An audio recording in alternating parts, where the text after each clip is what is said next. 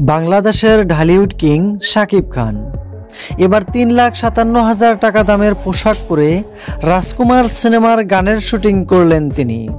সম্প্রতি রাজকুমার সিনেমার গানের শুটিংয়ের কিছু ফটো ভাইরাল হয়েছে সোশ্যাল মিডিয়াতে। ফটোগুলো প্রকাশ হওয়ার পর থেকেই শাকিব খান সমালোচনায় পড়ে যান। অনেকেই মন্তব্য করেছেন শাকিব খানকে নাকি পুরাই জোকার বানিয়েছেন হিমেল আশরাফ।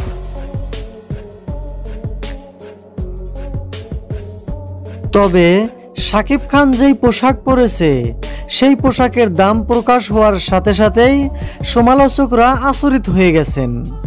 অনলাইনে এই পোশাকের দাম ৩,৫৭,০০০ টাকা।